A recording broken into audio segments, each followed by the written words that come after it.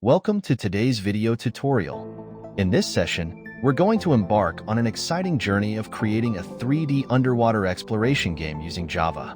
This project will help you harness your skills in Java programming and game development concepts. So, grab your diving gear and let's get started. Before we dive into coding, let's discuss what we'll be building today. Our 3D underwater exploration game will involve navigating a beautiful underwater scene, where players can discover various marine life, collect treasures, and explore shipwrecks. We will utilize Java with the libGDX framework for graphics and sound. Let's take a look at the tools and resources we need. We will be using the following tools. 1. Java Development Kit, JDK. Make sure you have it installed. 2. IntelliJ IDEA or Eclipse. These IDEs are perfect for Java development. 3. libGDX, a popular framework for game development. 4. Blender, for creating and exporting 3D models. 5. Inkscape for any 2D assets you might need. Let's start by setting up our project with libGDX. To create our libGDX project, go to the official libGDX website and use the setup tool provided. 1. Click on the Setup button. 2. Fill in the required fields, project name, package name, version, and select the platforms you want to support. Desktop and Android are common choices. 3. Click on Generate to create the project structure. 4. Now unzip the file and import it into your IDE.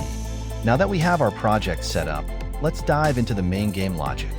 Open the core module of your project, specifically the main class. This is where we will initialize our game. Next, let's create our game screen class.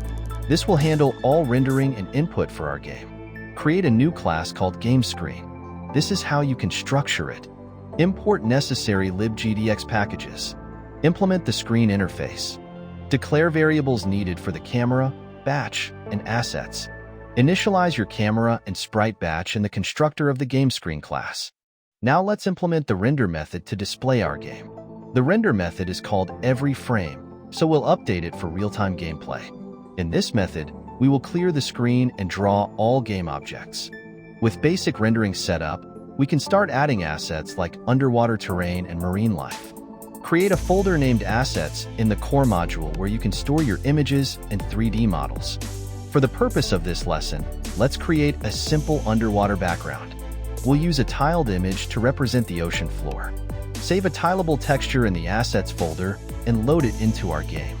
Now let's draw this texture within our render method. Fantastic! We have our basic game setup. Next, let's implement player controls so our diver can move around in this beautiful underwater world. We will use the input processor provided by libGDX. You can define specific key actions to move your diver up, down, left, or right. Here's how you might start implementing movements. We have the basic movement implemented. Next, let's add some 3D elements into our game environment. To do this, we will need to create or import 3D models using Blender.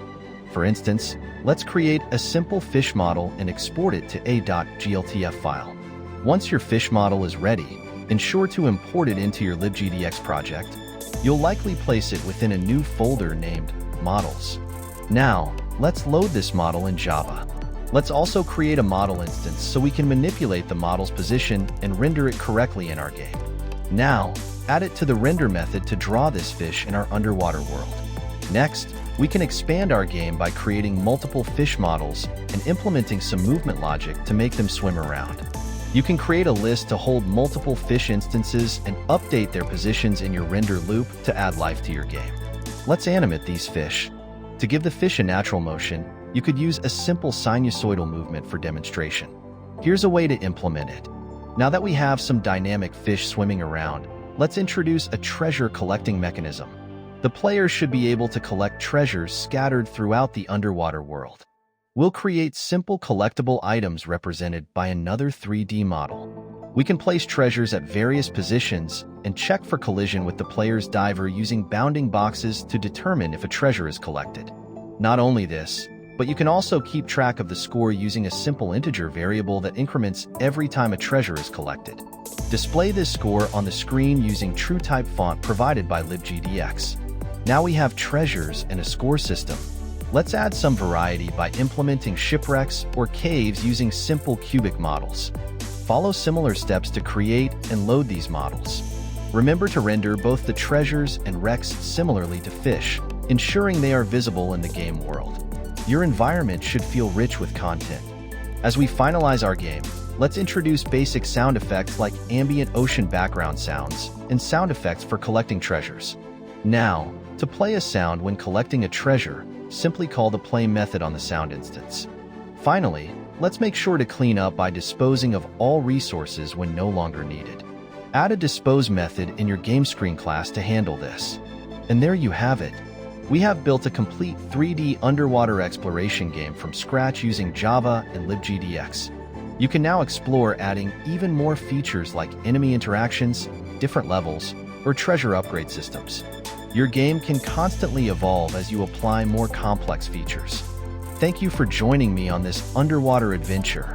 If you found this tutorial helpful, please give it a thumbs up, subscribe for more game development content, and share your creations in the comments below. Happy coding, and see you in the next tutorial.